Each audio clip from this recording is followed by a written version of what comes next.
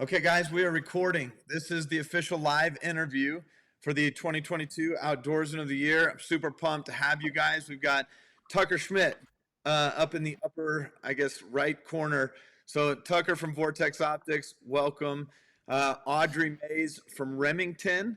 Excited to have you, Audrey. You're the first female judge we've ever had in HuntLeague, so welcome. It's time. It's past time to have a female join the club. So thanks for joining us tonight.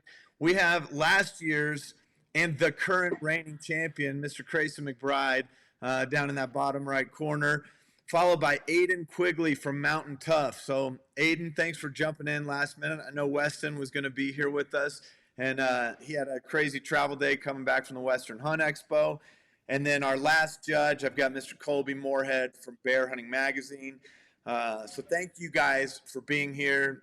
Well qualified judges panel. I'm excited to dive into their stories. How's it going, Cody? We're just going to kind of round robin some questions, try to get some answers. Thanks for your application and the time you spent with us. We'll just kind of fire this thing off if you're good to go. Yeah. All right, so thanks for taking the time tonight. No sweat, man. Obviously when we're hunting, there's always trials, tribulations, kind of hard times, good times. So do you have a few adversities that you faced this year throughout the season? A few different things come to mind. Deer season with my brother. We saw way more people than we saw deer, and it was our first time ever mule deer hunting. So we're being out on the other side of the state. I'm not super familiar with the area, not familiar with the deer species. I'm used to hunting the coast over here. So that, just learning that whole aspect of mule deer hunting was extremely difficult. And then, but my biggest challenge by far, though, would have had to have been my archery deer season, just in general. We may get into it more later, but I had a really difficult time just connecting, literally an arrow to a deer connecting. Mm-hmm. And I couldn't believe it. I practiced all summer, right? All of us bow hunters, we practice all year long. It's ridiculous. Then when you have deer duck in the string, I wounded a deer in the very beginning, full transparency, and it's I spent 2 days looking for a deer that I'm pretty confident ran away, but it's just, it really demoralizes you. And so that was probably the biggest adversity that I found challenged, was just getting past my own mental blocks of when you miss a deer. I think it was a total of 3 times afterwards. I had never experienced deer ducking a string before, and I had one duck it completely 20 yards straight underneath it. It was unbelievable. I almost hung up the bow a few times. It was a very difficult time. Sweet, man. Appreciate it. So I guess we'll just go around to the next. I think it's Audrey. Yeah. So we all have our favorite piece of gear, or we all worked out before hunting season, or something that we feel really contributed to the success we had in that season. So what do you attribute your success to this season? My success, I 100% attribute to knowledge and certain aspects, physical fitness. Definitely tapered off towards, when I got to November and stuff like that. But going into elk season, it definitely helped. But number one would probably be knowledge. I spent a huge amount of time this year studying, trying to be a student of the game, right? Because I felt as though I was good with all of the equipment, all of the gear, everything like that. But it's the knowledge that I lacked, because I didn't grow up doing this. I've been learning this on the fly for the last 5 years or so, is when I first picked up a bow and started chasing big game. So knowledge, and I don't have any mentors. So it's we're literally just learning this on myself, my family and I. And so it's the knowledge was the biggest thing for me. And so I spent the summer learning from Chris Rowe, hunting resources. I got turned on to him last year by a guy I ran into while hunting in Eastern Oregon. Told me I needed to check him out. So I did. And he has some amazing content on there. It's in the field where he shows you how calls work. And for me, the calling, I never really knew what to say and when to say it, right? The elk are talking to each other. They're saying something. And I never really had a format where I could understand what they were saying or what we think they're saying, right? And so I spent a lot of time learning, and I 100% attribute at least all my elk success this year to that, because I used specific calls that he gave us and he taught us in the course, and it worked 100%. So that, and then the Mountain Tough I used them for this. I started in April. So I felt pretty good by the time September rolled around.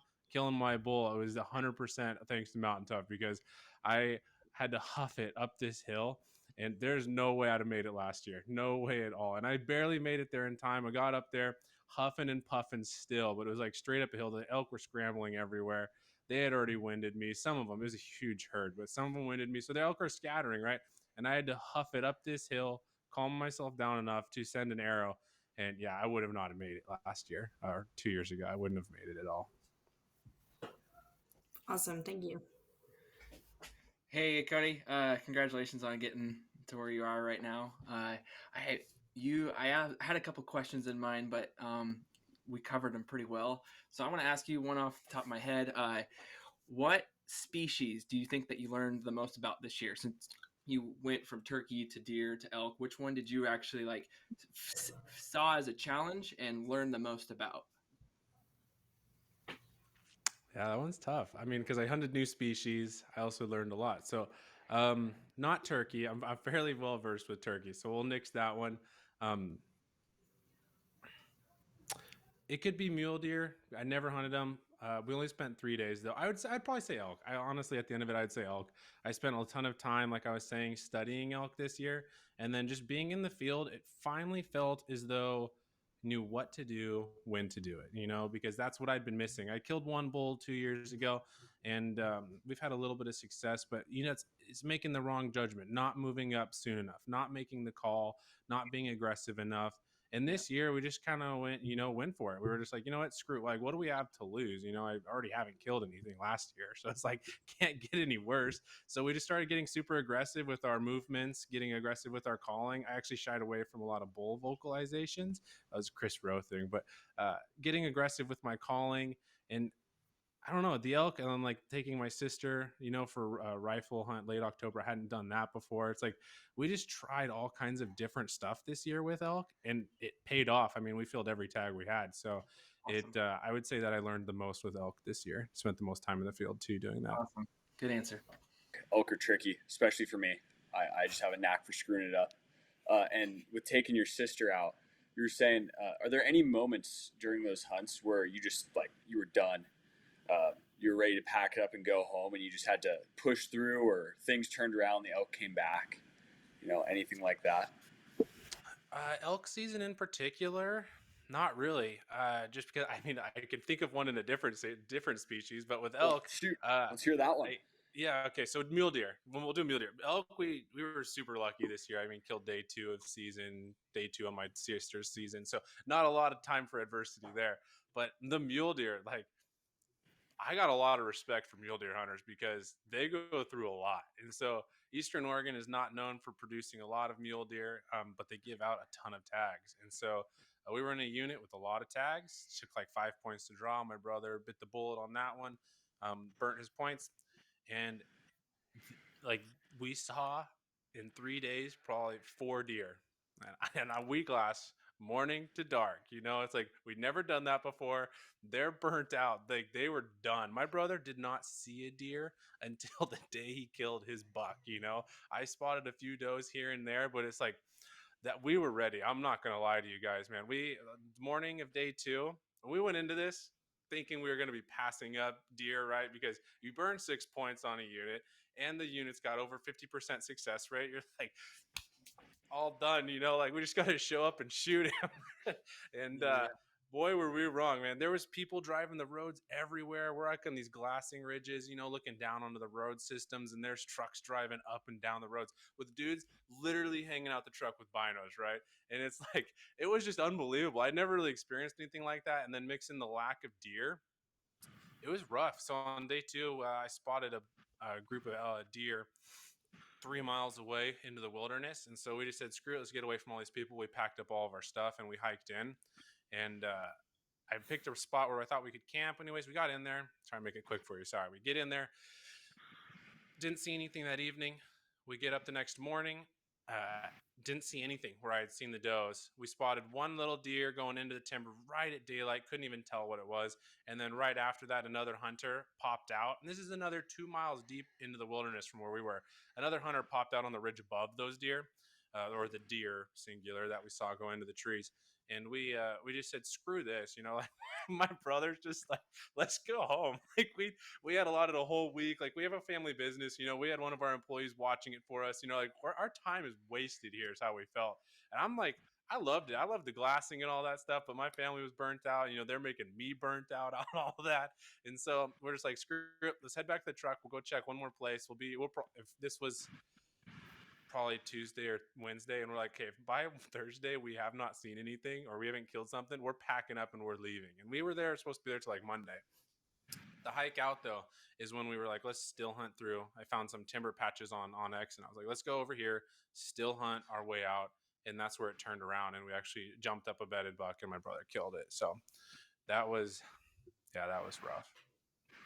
That's awesome. So, with the season you have this year, what are you looking forward to this next year? Like, do you have any things you think will be challenging that you're going to go into, or do you have some hunts planned you're really excited about, or anything that you want to tweak from like last year going into this next year? Yeah, so this next year is going to be a little bit interesting for me. My wife's having a baby in May, which is like dead in the middle of turkey season. So my turkey season is going to be very highly affected, right? Because I'll be at home like that. And then I don't know what big game seasons are going to look like yet because of the new kiddo. I mean, I have a 2-year-old, so it'll be a baby. It'll be young, so we'll see how it looks. But I do have some plans, like talking it over with the wife, obviously, to try and figure out time to get away. But I'm looking at drawing a tag here in Oregon. I have 15 elk points. I'm looking at trying to burn them on a hunt that I believe I can draw. That should be really fun with a rifle. And so I'm going to try that, which will be fun, different. I've never picked up a gun and chased elk before. So I'm going to try that. And then deer season, I'm still trying to debate on that. Our season got shifted here in Oregon for the coast. Our archery season kind of got screwed, and rifle season's got some really great dates. So I may pick up a gun for the first time for deer too. I'm not quite sure. My dad's going to draw a cool deer tag, Columbia whitetail. It's the only spot in the world you can kill one that I know of. So got some unique, it'll be a different season this next year, a little more rifle centered than archery, but it should be a really exciting season. I'm pretty interested to see how it goes. So if you had to pick kind of like one moment that was kind of like the highlight of your season, what would that be, and kind of who was with you? How'd that go? Yeah, it'd have to be my brother's bull, 100%. That hunt, excuse me, my mouth is so dry. Sorry. My brother's bull by far. Like, whenever I tell people about a hunt from this season, it's that hunt. And it was nothing magical in the aspect of we had to grind it out or it took forever or this and that. Like, it was just a rewarding experience. So we killed, my dad and I killed. I'm really sorry if I'm taking too long telling these stories. So if they are, just tell me to be quiet. I tend to ramble. My wife tells me, but my dad and I killed 2 bulls, second day of season. So we were done pretty quick. And then my brother decided, well, he could be picky at that point. And so he waited like 2 weeks before we went back out. We were just going to hunt the last week of season, because he's like, the experience, he wanted bugling bulls. I mean, who doesn't? And so he's like, let's just wait. We no reason to meat in the freezer, right? No reason to rush it. Let's go. And so we waited. Last week of season, we started hitting it. We had a few different encounters. And then on the Thursday, so season ends Sunday, Thursday before season ends, my dad takes off. He's got to go to California for business. And we normally all hunt together. But we have this running joke that we can't kill elk when we're all together, though, because in the last 5 years, we've killed 2 elk. The first year we ever hunted, super lucky, we killed them all together. And then ever since then, at least one of us has been busy when we've killed elk. My dad and I killed elk. My brother was busy. The year before, my dad killed, it's just a situation, right? So my brother and I are headed out, and we're joking with my dad, like, today's going to be the day, like, you're gone. You're missing out, And so we go out, we leave work early. One of the guys watches The Office. The day before we had run out of time. It got dark. And so we left. You can see I don't know, hopefully you can see it. I can see it, the hunt log over here. So like at 4:15, we got to the property, and it's 20 minutes from my house or so, or from where we work. So we got there a little bit early, and we're heading to what we call the thin stuff, the new thin stuff. It's a small section on this piece of property of some thin timber that doesn't show up on any of the map software yet, because it's the way it's shaded when they took the new photos. Anyways, we get down there. I'm leading the pack, which is just my brother and I, but that made a mistake, right? I don't have a tag. I shouldn't be leading the charge. And around a corner, there's a bull, sure enough, right there, 20-ish yards. And so I back up, tell my brother go forward. Bull's gone. I'm trying to make this quick for you guys. Bull's gone, bugling in the bushes. We get pinned down by a spike up on the hill that we didn't even see because we weren't looking that direction. He sat there for a while. barking at us, bark back. I had one of those little Miss September decoys, so I whipped that sucker out and I'm flashing it. I'm trying to seduce him, man, because we're opportunistic hunters. We're not going to pass up a spike because it's a legal animal yet. We're not there yet. And so I'm like flashing that sucker all around, trying to get him to come over, and he has nothing to do with us. Wanders off, and the last bugle we heard was the bull on private. So we're at this really corner piece of the property, and so for sure on private. So we made the decision, let's just back out. We could have sat there and waited. Maybe they'd come back. But we backed out and we jumped on our bikes and we started riding down the logging roads. It's a lot of timber company here on the coast, riding down the logging roads, just bugling as we go. So I'd go a couple hundred yards, stop, bugle, just depends on the terrain. And I did that over and over and over on the hunt log. You'll see it's just like me bugling every 10 minutes and nothing. We get to one area where there's a wallow, and sure enough, there's a carcass right there where we know a family friend had killed a bull on this property on Monday, so only a couple days ago. And that got me really disheartened because right, the predators, you're just like, nothing's going to be in here. And so I bugled standing there, and of course nothing answered. And then we go another 200 yards up the ridge, and it's just me and my brother again riding our bikes. And something inside of me, I'm just like, lead with the cow call this time, listen to Chris. And so I just let out like a lost cow call, and then sure enough, boom, we just get hammered with a bugle it's got to be like 150 yards away. It's so thick on the coast you can't see hardly at all. And so we literally throw the bikes down in the road. I dive into the ditch, literally laying in the ditch, trying to get so that the elk can't see where the call is because there's a slight hill. And I tell my brother, he stands right next to me, and I'm like, no, dude, get up. Like, get in front of the bushes. Don't make the mistake. We've made it before. Don't hide behind the bush. Hide in front of the bush. And so he jumps up in front of the tree. I'm literally laying in the ditch, cow calling, and I'm just like, meow, meow, meow, meow. And the bulls are just bugling, and I look across the it's a small, tiny ravine, maybe only a 20 yard drop. But right on the other side of it, I can see a freaking tree just going like this. And I'm like, oh, he's rubbing the crap out of that tree. And so I cow call again, and he bugles again. And then he starts just coming towards us. You can just hear him pushing his way through the brush.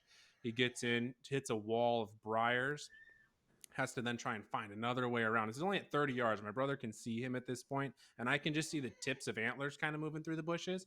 And I call again. I think I'm getting a little mixed up now, but basically just cow called, and he kept coming.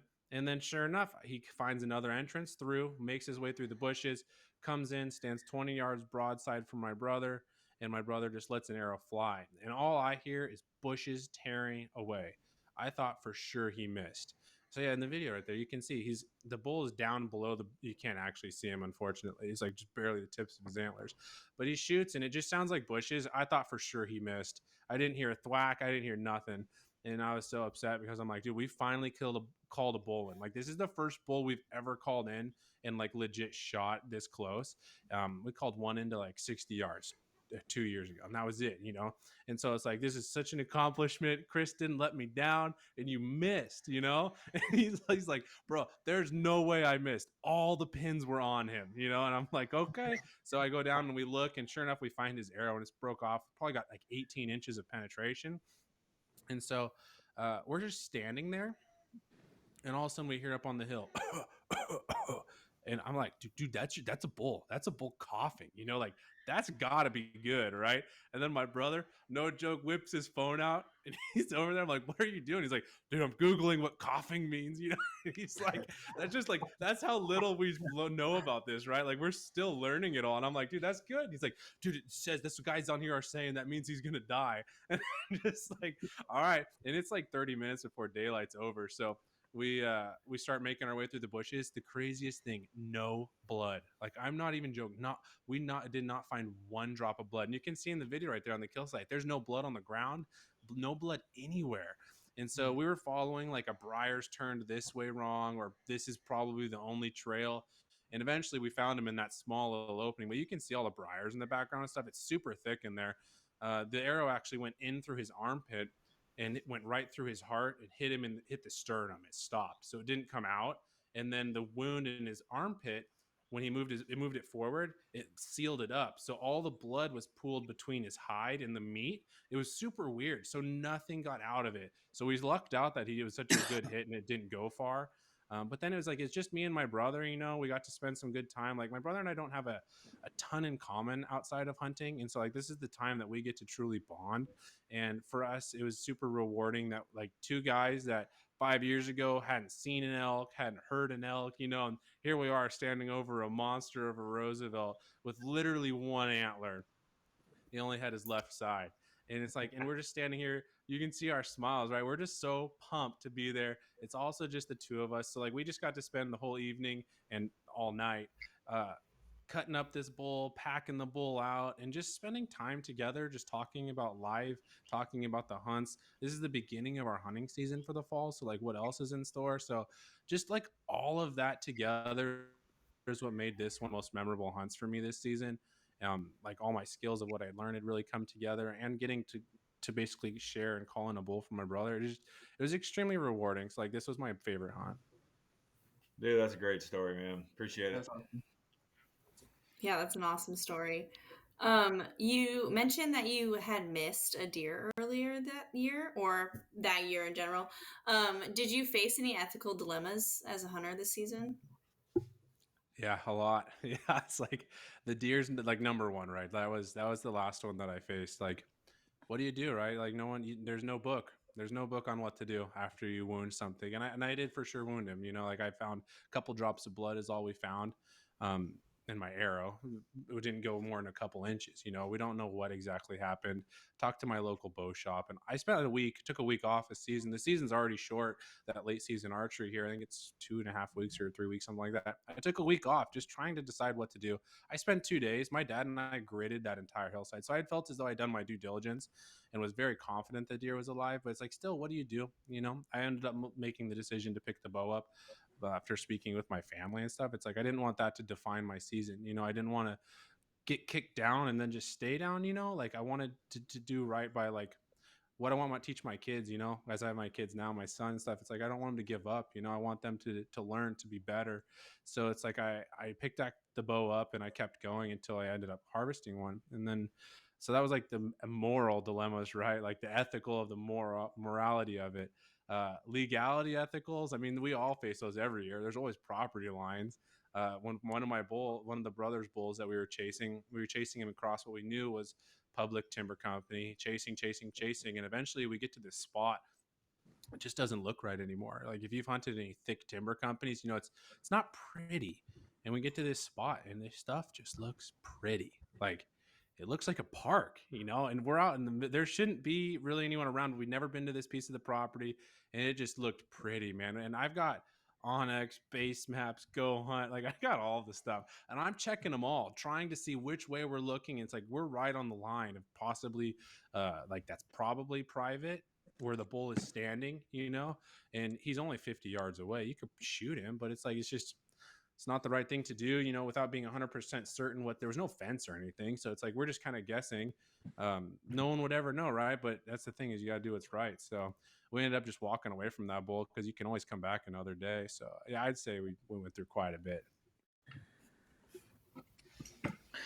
Awesome. Well, it looks like you're about 2.5 minutes away. We've got probably time for one more good question here. Let's hit me with a good one, Grayson. All right, Outdoorsman of the Year here coming.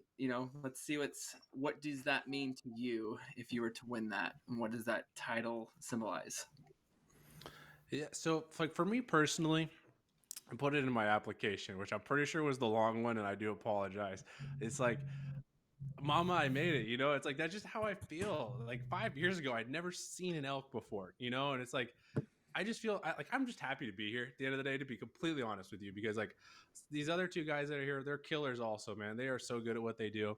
And it's just I'm happy to be here. I feel proud of myself at the end of the day, because it's like I taught myself most of this, and I'm really proud of myself for taking the time to learn, to grinding it out in the field. I have a very understanding wife who allows me to go out. So like winning, like for me, I just be proud, because it takes a lot to get here. We all sacrifice a lot of time from family. It's at the end of the day, it would feel as though it was all worth it. That like I can hang with the big dogs.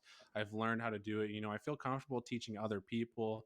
And then just the title itself, I think you were asking, like, what does it mean? It's like, when I was thinking about something like that, it's like, who would I want to send my kid hunting with? Like if I couldn't go at the end of the day, like the full family aspect's huge to me. If you couldn't tell from all my application stuff, it's like, who would I trust to send my kid with? It's like, and from you winning last year, it's like, hey, if you were local and my kid wanted to go hunting, I wouldn't hesitate to send him with you, because you've got the moral character, you've got the skill set to teach him. And it's like, and you rep out what a good hunter is, like ethically, morally, conservation, all that different stuff all plays into it. And so it all boils down to like a well-rounded individual, someone who cares about all of that and who can teach others.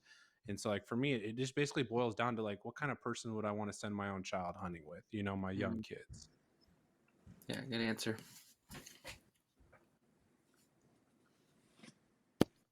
It looks like we got 20 or so seconds. I'm not sure. Yeah, hit me with a quick one. I'll be quick for you. Rapid fire, 20 seconds left. Looking back on the off season and going forward into this off season, if there's anything you could have done different or plan to do different to prepare yourself, what is it?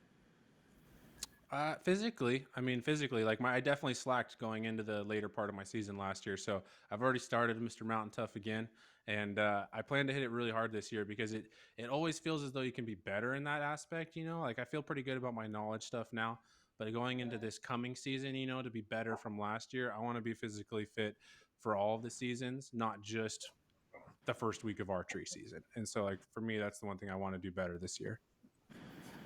Awesome. Man, really appreciate it. You had some great stories in there, dude. I loved hearing them. So I'm not sure how this will end up, but we appreciate your time for sure, man. Yeah, thank you guys. I really appreciate it. It was fun talking with you. Let's just talk about Cody for a second. What sticks out to you guys about Cody? What about his application? What about his season stands out and makes him somebody that I think is a contender for the Outdoorsman of the Year? The application was more of a novel, but I definitely appreciated reading it. He had a lot of good little nuggets in there, but I think kind of what stood out the most to me, at least in this interview, was he was just kind of self-taught later in life and getting to experience that with his brother and like call the bull in and get success. I mean, that was a pretty cool story for me. Yeah, I feel like he really, one of the coolest parts about hunting is the good hunting stories, and HuntLeague's a lot about telling good hunting stories, and he's really got the knack for that. So I really enjoyed listening to him talk. Yeah, when I think of like YouTube and all of what the hunting industry does, it's just like it's for guys like that are really like late to the game, didn't get raised with their dad doing it as much, or just coming into it in their 20s and then all of a sudden catching that fire and then gathering the information and just putting it to work, and it's super encouraging. That's exactly the reason why we all have the passion for the outdoors and stuff like that. But also his hunt log with Kyle's bull was just so cool to go through. I felt like I was a part of it because he did such a good job filming and like adding the pictures to the log. It was like, man, I'm walking through these stages. I feel like the same emotions with him while we're talking about it, but it's just better than just going sliding to the next one. You got the full story and you get to see it. So that was really awesome.